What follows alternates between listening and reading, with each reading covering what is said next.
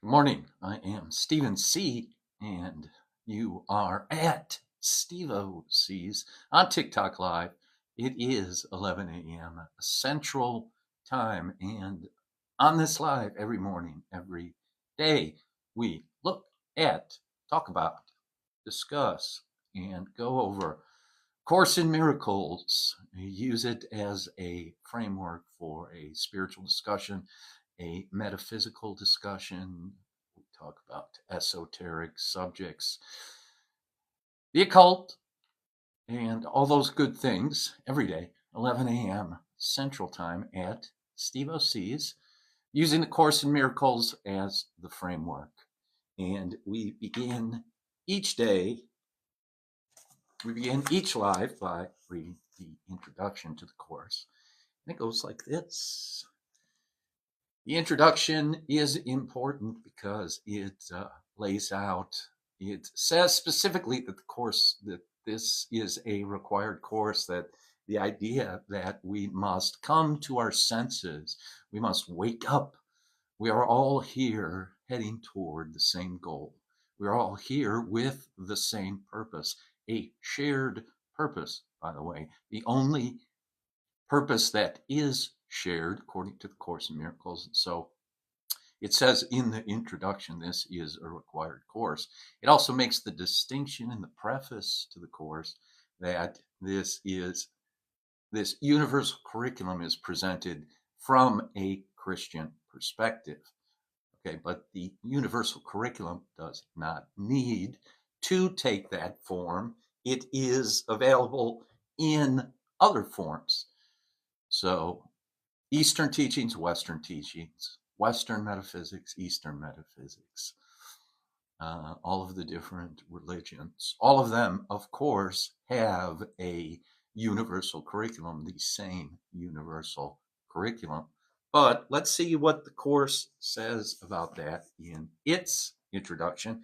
It says this is a course in miracles.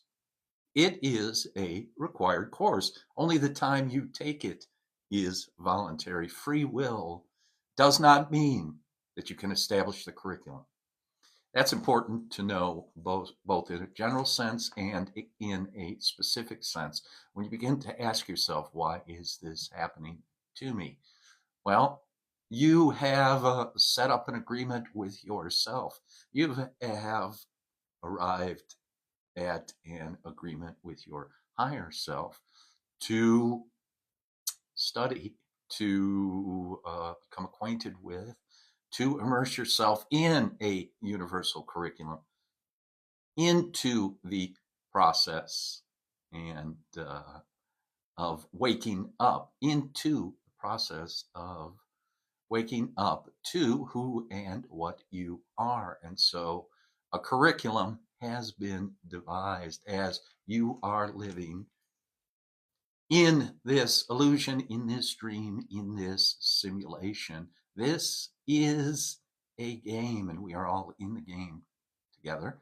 This is a school. This is a test. This is an initiation.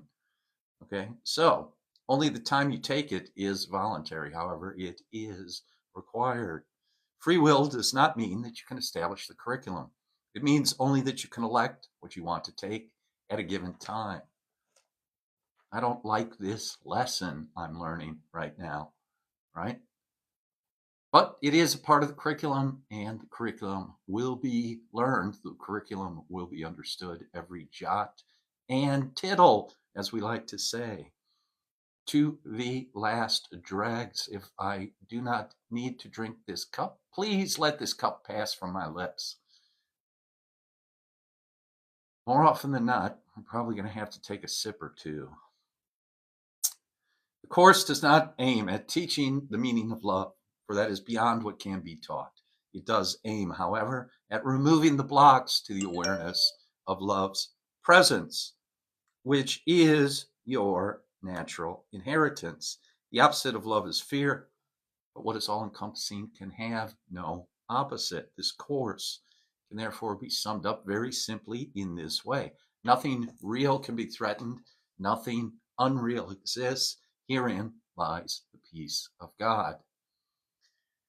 That is the introduction to the text of Course in Miracles. Please share this live with your friends. Hit the arrow at the bottom that says share, notify other people about this live. Also, please participate, comment, like, and follow this account. Hit the like button, hit it many times, several times. Follow this account as we talk about the Course in Miracles and many other things. Go to the account, take a look at some of the other, besides Course in Miracles, some of the other content that is being uploaded over there. Some of it is political. I do like to talk about the political subject matter as it relates to our spiritual growth. And so using the things we see on this screen, on this platform, on the television, the things we see in the media to help us to understand that we can change our perception of it, not to one side or the other, as I do my Gavin Newsom imitation, not from one side to the other, but to transcend the entire conflict, right? Course in Miracles is a training course for training the mind in a new thought system, from the thought system of the ego mind, which is a thought system of conflict, into the thought system of the Holy Spirit, which is a unity consciousness, a thought system of peace, love, light, joy, and fulfillment. So, with that said, let's look at lesson 74 on this day, Saturday, March 15th, 2025. This is the 74th day of the year. So we will take a look at lesson 74, go through lesson 74, see what comes up, see what we talk about. And then we will go to a corresponding portion of the text, the 74th section in the text. But lesson 74 says, right here, right now, there is no will but God's. There is no will but God's. And the conclusions drawn from this premise, the reasoning from this premise that there is no will but God's, basically removes the ego thought system, dissolves the ego thought system, dismantles it, undoes the thought system of the ego. There is no will but God's, therefore there can be no conflict. In our consciousness, in our mind. The idea for today cannot be regarded as this, I'm sorry, starting over, the idea for today can be regarded as the central thought toward which all our exercises are directed. So all the workbook lessons can be directed toward this one central thought. There is no will but God's. God's is the only will. When you have recognized this, you have recognized that your will is His.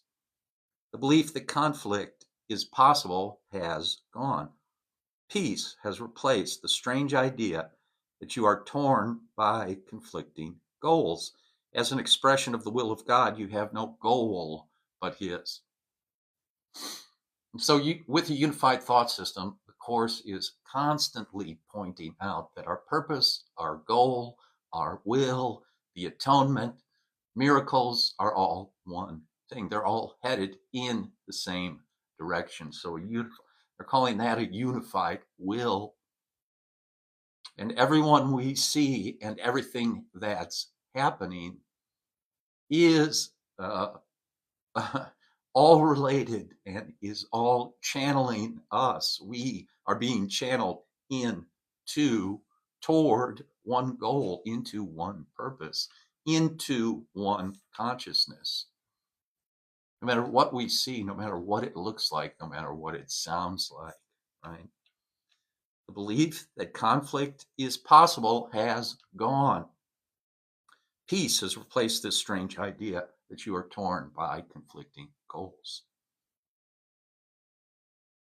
There is great peace in today's idea, and the exercises for today are directed towards finding it. Uh, and of course, the Course in Miracles is divided up between the text, the workbook, and then there's supplemental material. So basically 3 sections, but it says really the most important section is the workbook and the exercises. So the mind has to be exercised along the lines that the Course presents. The mind has to be exercised. The Course says one of our biggest problems is that our mind is undisciplined. We don't really know how to focus. We're really too easily distracted, short attention span, distracted, cannot really focus and discipline our minds in order to produce those things we want to manifest. And what the Course says is, what the Course implies is those things we want to manifest not in the world, but in ourselves. So it says the purpose of the Course is peace, peace of mind, right? A steady heart, a calm, peaceful mind. That's what I want to manifest. That's what we want to manifest. Hit that like button if you agree. Okay? Because once we get the car, once we get the house, once we get the cool career and the job, isn't it just a bunch of complications after that for the most part? So the peace of mind, if I can carry around a peace of mind, if I can establish peace of mind within myself while all those things are happening, right? Then I'm happy. Then I'm fulfilled. So we want to manifest within ourselves, then allow the law of consciousness, the law of one, the law of mind, right? Manifest it within, I will see it. Without, I won't have to do anything.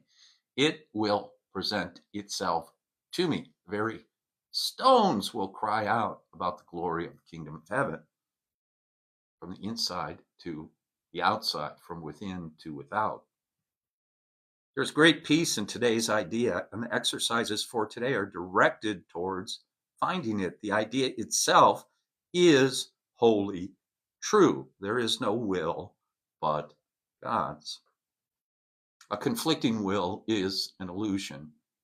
Conflicting will is part of the dream. There is only one will.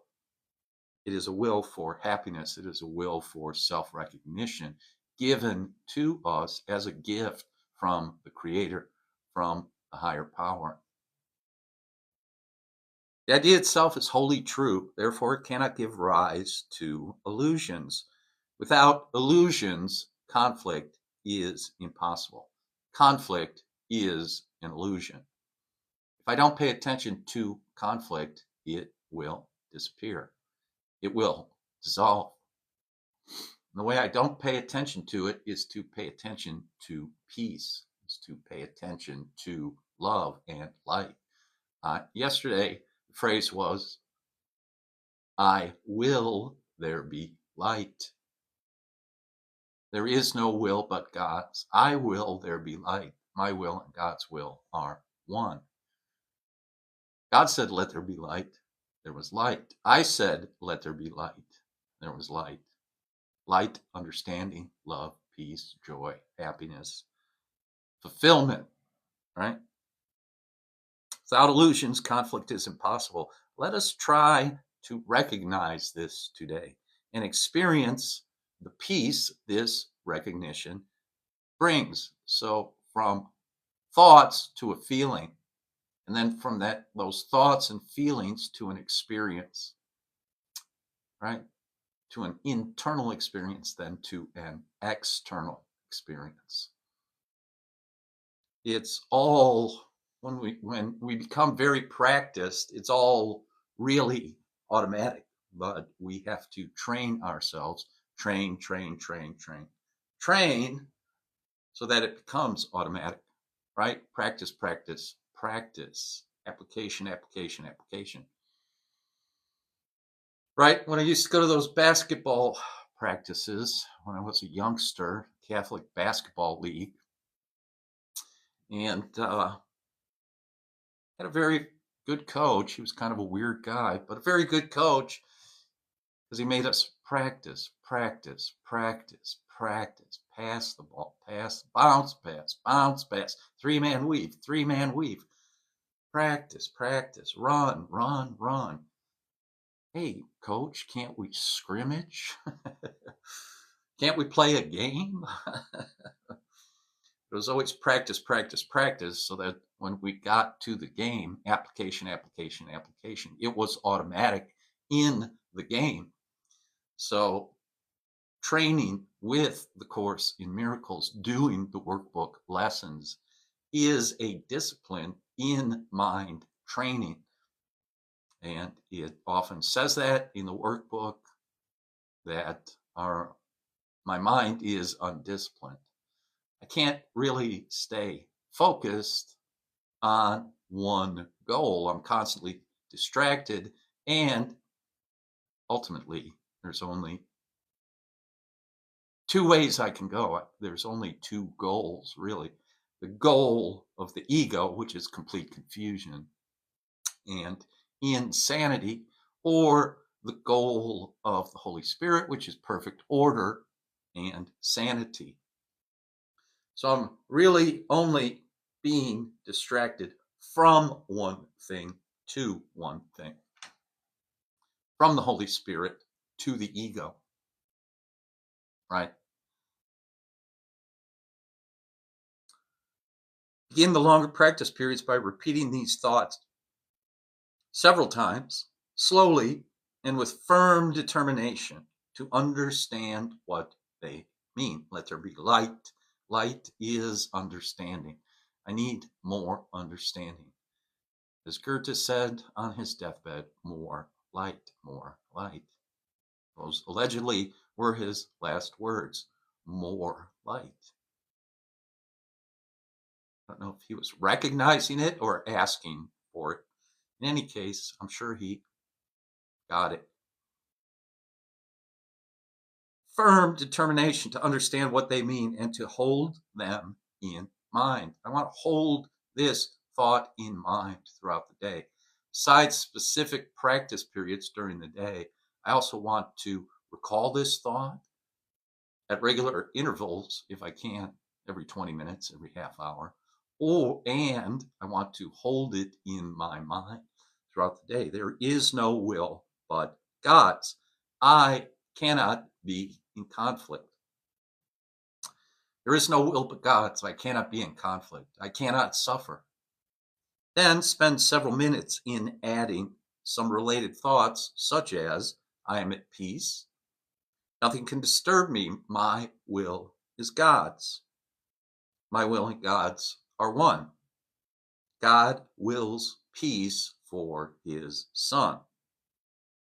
So you can see what we're trying to establish here by using these words, these thoughts, this thought system that the Holy Spirit is trying to teach us. I am at peace. Nothing can disturb me.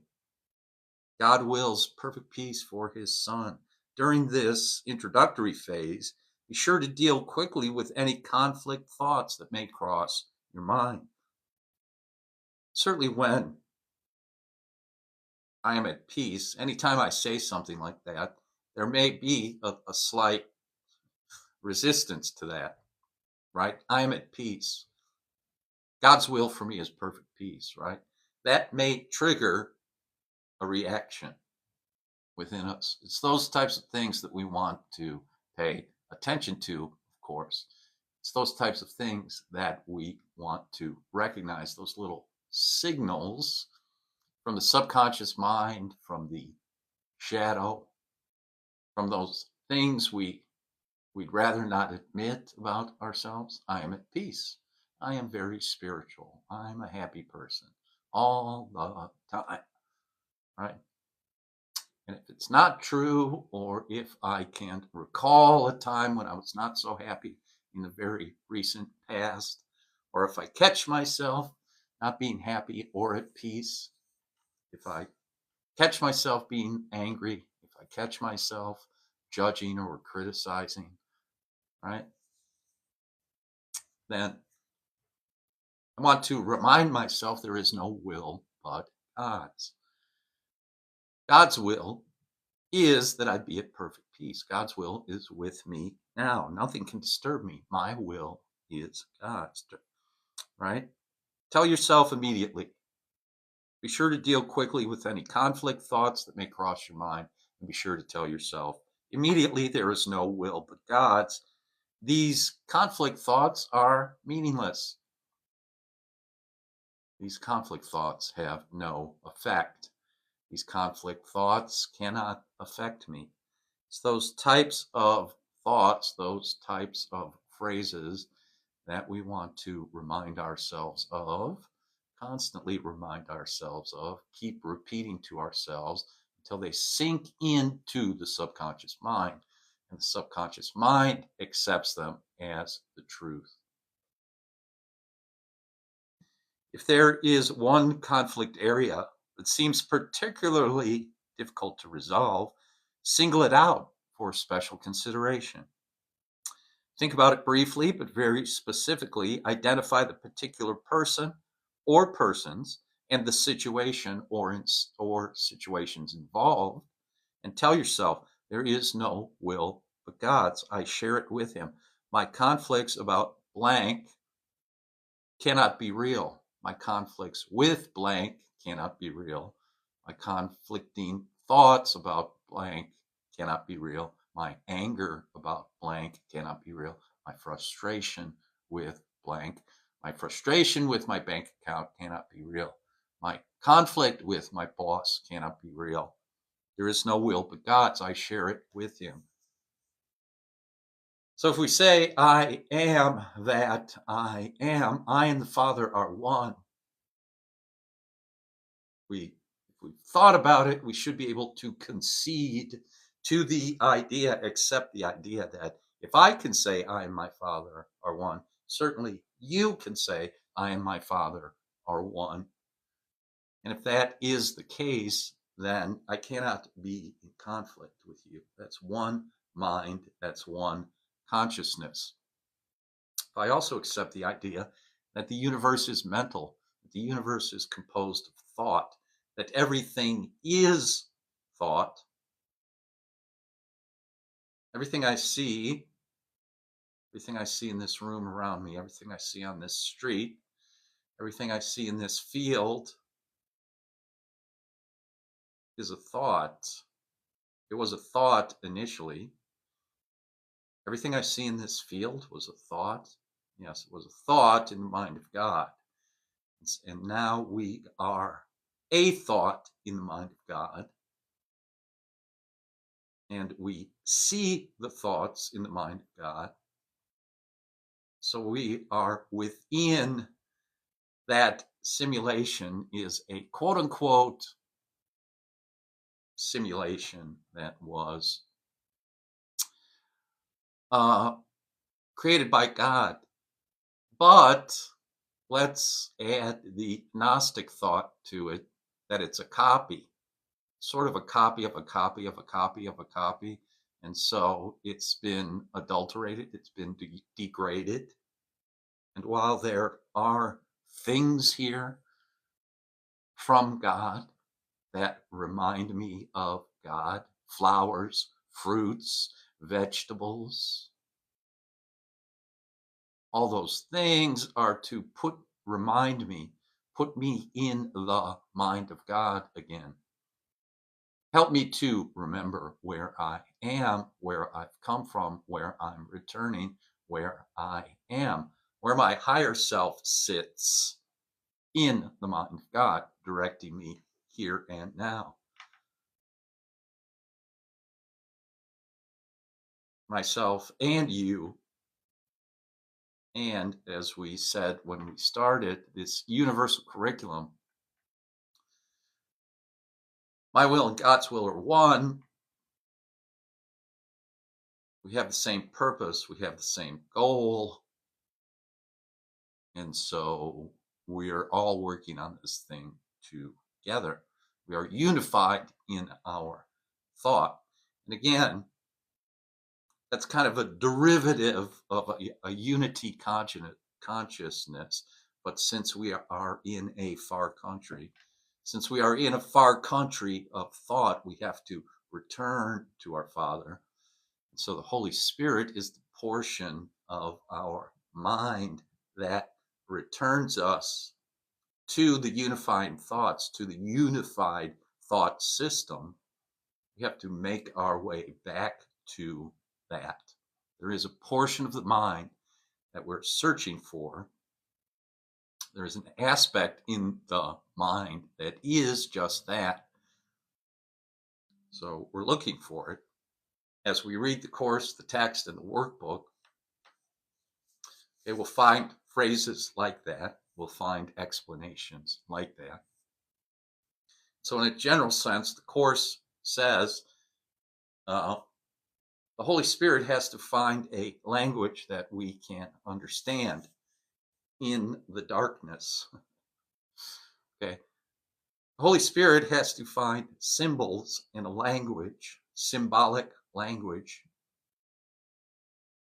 that we can understand in our confused state. And so the entire text and the entire workbook is also a symbol, but is a representation to us how to do that. So if we practice the workbook, practice the exercises in the workbook, promise is that we will be led back to ourselves, led back home, led back to light and love, eternal light and love, a deep, fulfilling light and love. Real illumination, real light, photons, if you will.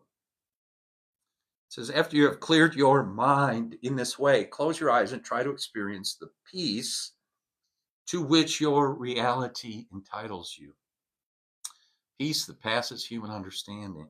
Sink into it, feel it closing around you. There may be some temptation to mistake these attempts for withdrawal, but the difference is easily detected. If you are succeeding, you will feel a deep sense of joy and an increased alertness rather than a feeling of drowsiness and enervation. A lot of people, when they start meditating, say things like, well, I just fall asleep. I can't meditate. I just keep falling asleep. Oh, you just have to keep practicing. You have to keep practicing, reminding yourself. Maybe your mantra can be stay awake, right? Let me remember that mantra. Let me remember that phrase. Not a bad phrase to use in any case, even if you are an advanced meditator or a accomplished meditator or a middling meditator. Stay awake, stay awake, stay awake. All right. So saying here, no, you shouldn't be falling asleep. You should be actually waking me up. Should actually giving me energy to meditate, to clear my mind, to stop the confusion. All that confusion, all those thoughts, those intrusive thoughts that are constantly running through my consciousness, constantly make me think of one thing, then another, then distracting me from that, then making me forget this, then I remember that. Course says it's all very, tiring. We exhaust ourselves with that, right? I can't fall asleep at night because of all the thoughts I keep thinking. Can't rest, can't relax. All those things are part of meditation, a meditation practice. So if you don't have a meditation practice, also think about that. You can meditate, by the way, by going for a walk. without your headphones, maybe, or maybe with your headphones, but just with a kind of atmospheric music, maybe, right? Meditation music. You can meditate by taking a walk. You can meditate. I think a lot of people meditate when they crochet or sew by hand or do needlepoint, right? They get into a meditative state of being. Maybe when you exercise or when you swim. Those are all forms of meditation besides just sitting still in a chair in a lotus position or with your feet planted firmly on the floor. Those, of course, are all forms of meditation, types of meditation, ways of meditation. But the idea is to remove our attention from what's outside of us, turn the attention inward. And of course, you can go deeper, deeper, deeper, deeper, deeper inward.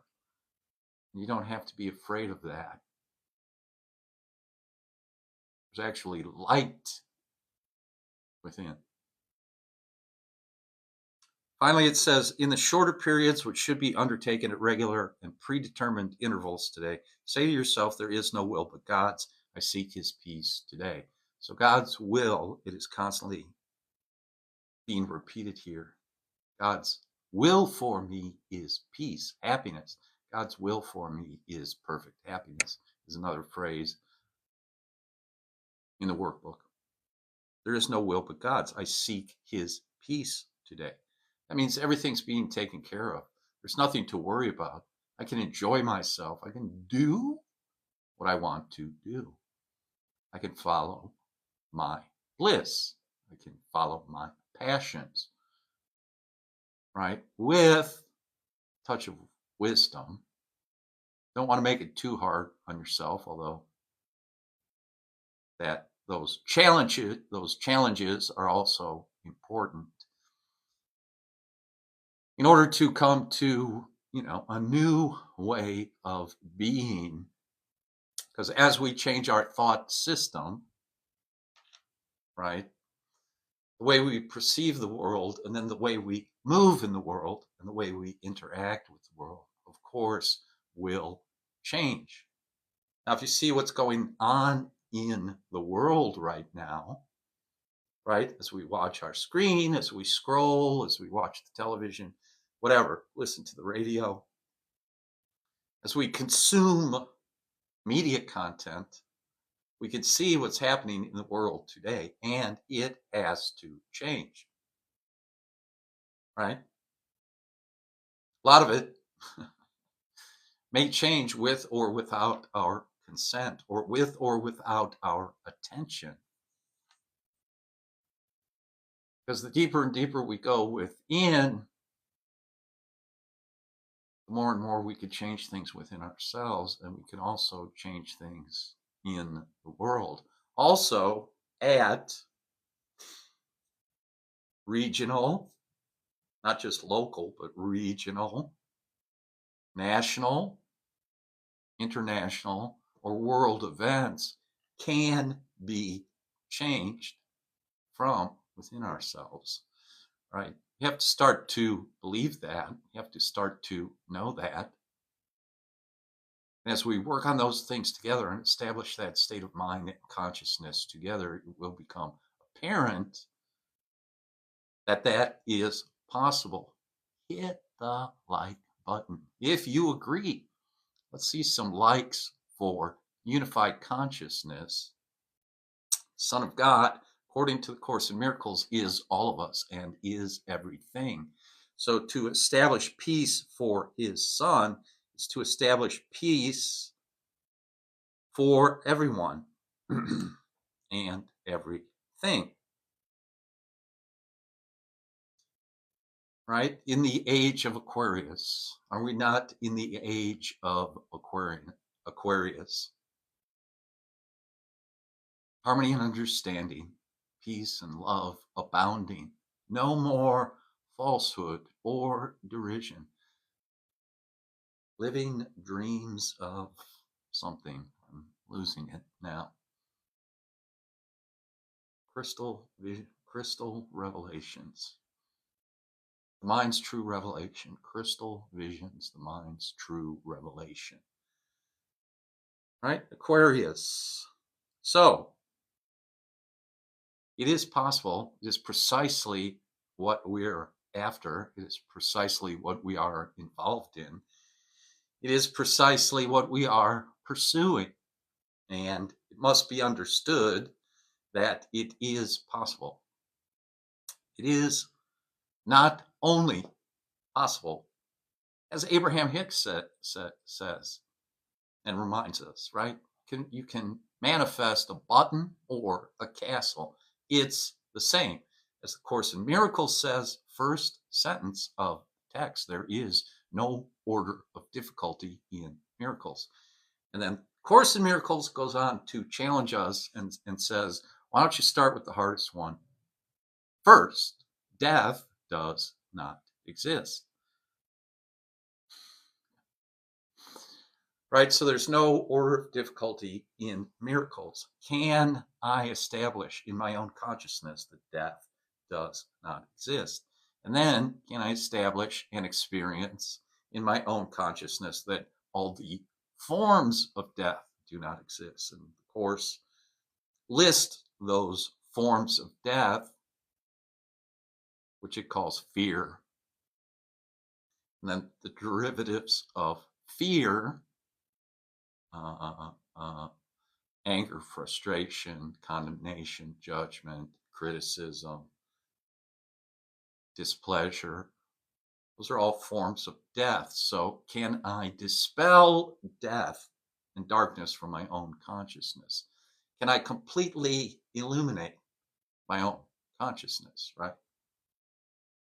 Which doesn't, I don't think at this point, necessarily mean those thoughts will not drift through my consciousness. It's just that for now, certainly I understand that those thoughts are meaningless.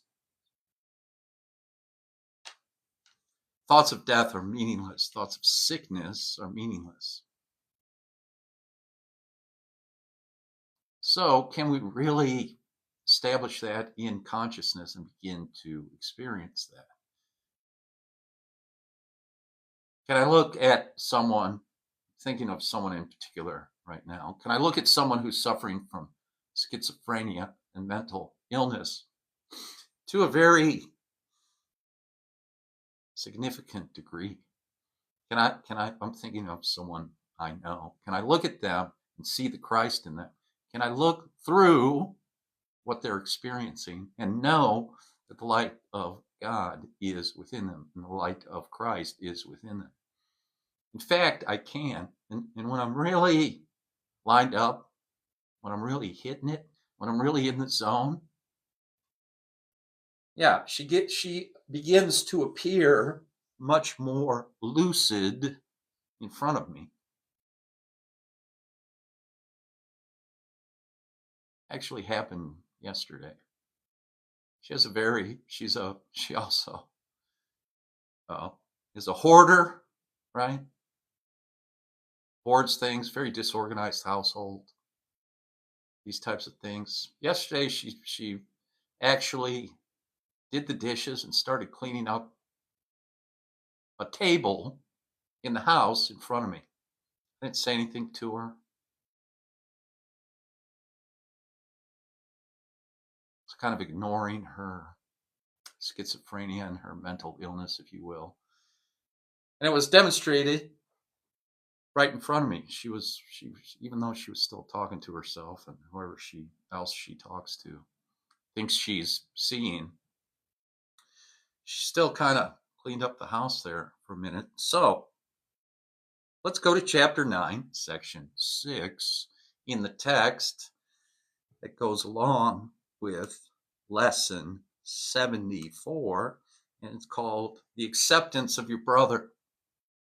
Chapter 9, section 6, the acceptance of your brother. How can you become increasingly aware of the Holy Spirit in you except by her effects? And again, very quickly, I'm using the feminine pronoun for the Holy Spirit.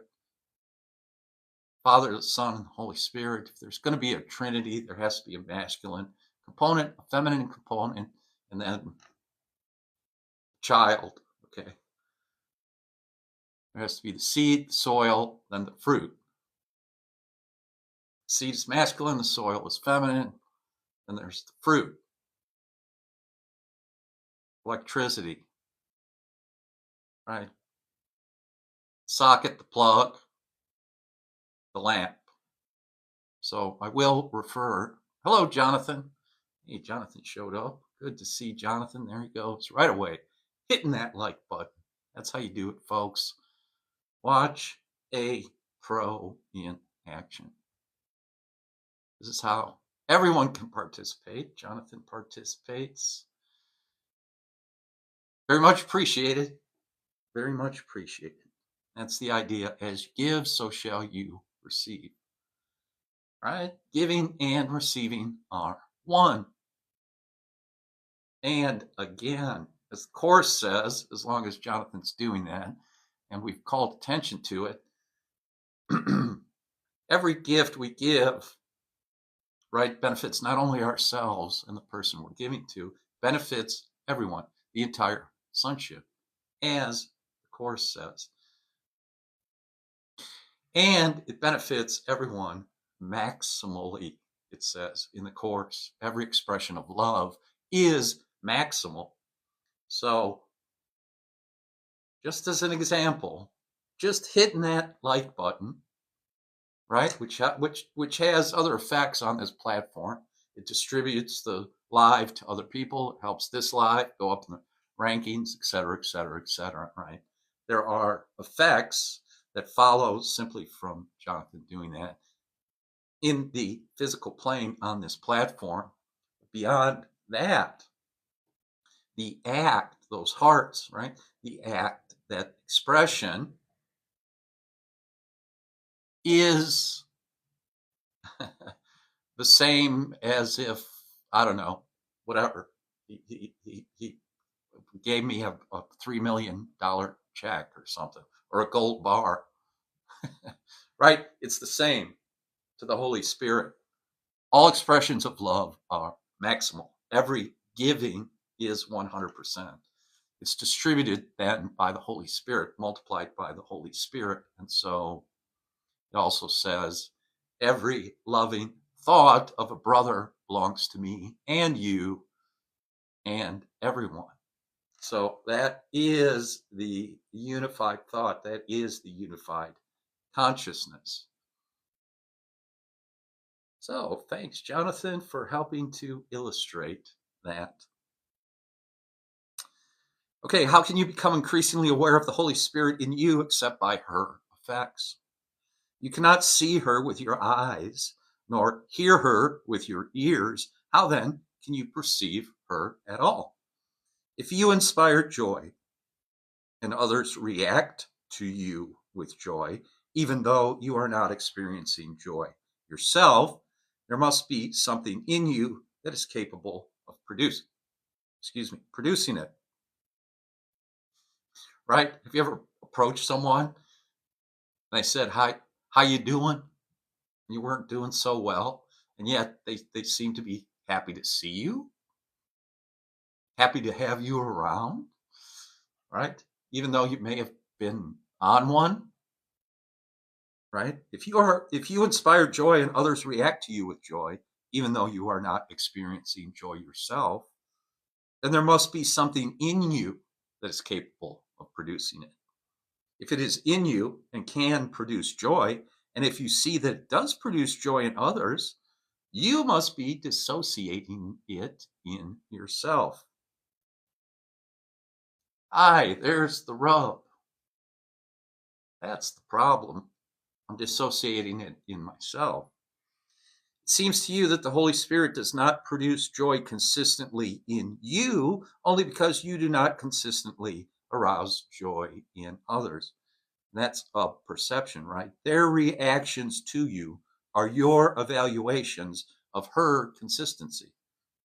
The Holy Spirit is 100% consistent, but my perceptions, right? I look through a glass darkly. I think I see not joy because I'm not coming from it, right? I'm kind of trying to dig myself out of a hole here, but got to admit I'm in the hole. Got to admit it's going to take some effort to get out of the hole. That has to be the learning part, and that has to be the part that I'm happy to do. I have to be a happy learner. When you are inconsistent, you will not always give rise to joy, and so you will not always recognize her consistency. What you offer to your brother, you offer to her because she cannot go beyond your offering in her giving. Okay, that circular nature of giving and receiving. That circular nature of extension, it's talking about extension. I see it out there, and then I realize it's in me because I see the effect outside of me. That's that mirroring principle.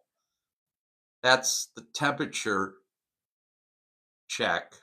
It's outside of me. That's where I get the real reading. Right? This is not because she limits her giving, but simply because you have limited your receiving. The decision to receive is the decision to accept. And also, as it just said, the decision to give. To give always is to always see the light in my brother, to always see the Christ in you, no matter what you're doing or not doing, or saying or not saying. If your brothers are a part of you, will you accept them? Only they can teach you what you are, for your learning is the result of what you taught them. Again, teaching and learning are one, according to the Course in Miracles. What you call upon in them, you call upon in yourself. And as you call upon it in them, it becomes real to you. God has but one Son, knowing them all as one. Only God himself is more than they, but they are not less than he is. Would you know what this means? If what you do to my brother, you do to me, and if you do everything for yourself, because we are a part of you, everything we do belongs to you as well. Right? So that you drop that pebble in the pond and the ripples go out all the way to the edge, all the way to the other edge, all the way to the other side. So every thought, every expression, every action has ramifications, is extended throughout forever, infinitely. And now, let's not hurt ourselves. Let's not condemn ourselves. Let's not feel guilty. The Holy Spirit will erase the effects of the negative events, negative expressions, hurtful, hateful, unhelpful expressions, right? Those get dissolved, but I have to dissolve them with the Holy Spirit, right?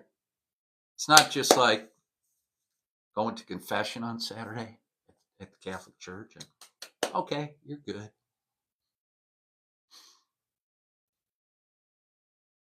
Again, that's a copy of a copy of a copy of a copy. Now, the priest tells me, go say, are you sorry for what you did? Yes, I am. Yeah, we're sort of on the right track there. Okay, go say 3 Hail Marys and 2 Our Fathers. Well, that's kind of light work. Then, as Jesus says in the Bible, go and sin no more. Don't do it again. So again, but as St. Paul says, why do I keep doing the things I don't want to do? There's things I want to do that I don't do. There's things I don't want to do that I do. What is that?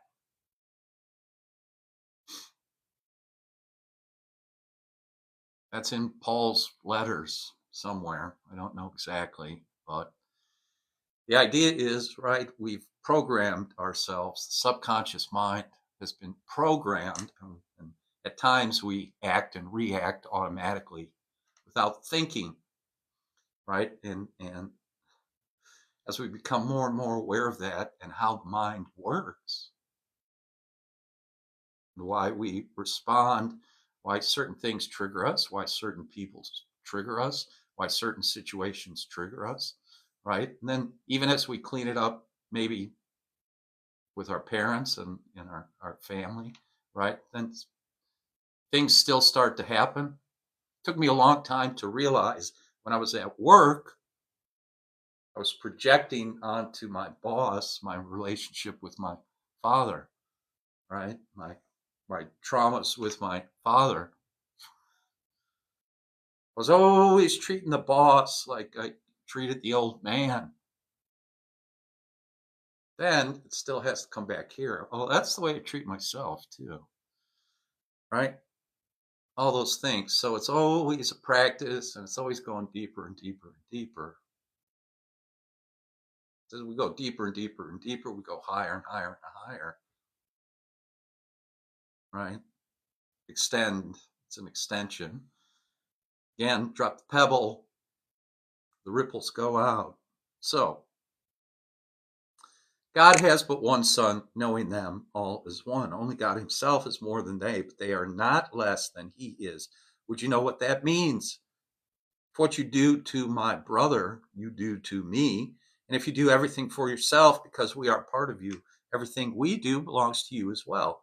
Everyone God created is part of you and shares God's glory with you. God's glory belongs to him, but it is equally yours. You cannot then be less glorious than he is. Right? So we say, oh, how is that possible? As soon as I say, oh, how is that possible? Right? I'm admitting that gap I think exists between myself and God. And it's not an ego. It's not an ego thought. I don't think I am God. I am one with God. He that is within me is greater than he that is in the world. Father is greater than me. I and the Father are one. So it's a holographic. The part has the whole. The part is whole and is a mini me of the whole. It's holographic. That doesn't mean I can control the sun and the moon and the seasons. No, that is a greater being than I am. Although eventually, since we have all of eternity to work it out, what else you got to do? Why not create a universe or two or a planet or so something to think about. Okay, just a couple more minutes here before the clock runs out on me. But God is more than you only because he created you. Not even this would he keep from you. Therefore, you can create as he did. And your dissociation will not alter this. Neither God's light nor yours is dimmed because you do not see. Because the sonship must create as one, you remember creation whenever you recognize part of creation. Each part you remember adds to your wholeness because each part is whole. Wholeness is indivisible. But you cannot learn of your wholeness until you see it everywhere and in every one. You can know yourself only as God knows his Son, for knowledge is shared with God. When you awaken him, you will know your magnitude by accepting his limitlessness as yours. But meanwhile, you will judge it as you judge your brother's magnitude, right? And will accept it as you accept his magnitude, right? So is that guy I just saw an idiot or what? Is that guy just saw a fool? Or what? A foo? No L. A foo? You are not yet awake, but you can learn how to awaken. Very simply, the Holy Spirit teaches you to awaken others. As you see them awaken, you will learn what waking means, and because you have chosen to wake them, their gratitude and their appreciation of what you have given them will teach you its value. They will become witnesses. They will become the witnesses to your reality, as you were created to witness to God's. Yet when the sonship comes together and accepts its oneness, it will be known by its creations who witness to its reality as the Son does to the Father's. Okay, let's see. 2 more paragraphs. Let's see if I can do this. Miracles have no place in eternity because they are reparative. Yet when you still need healing, your miracles are the only witnesses to your reality that you can recognize. You cannot perform a miracle for yourself because miracles are a way of giving acceptance. I accept you as you are. Right? I accept you as you are, as you're learning.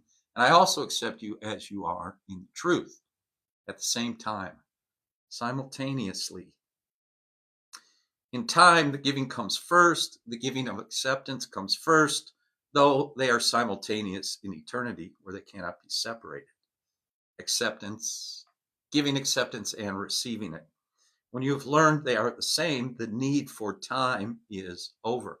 Eternity is one time, its only dimension being always. This cannot mean anything to you until you remember God's open arms and finally know his open mind. Like him, you are always in his mind and with a mind like his.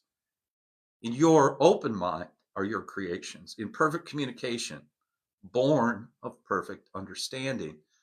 Perfect communication in love, understanding, knowing it's all love, it's all light, it's all strength and power.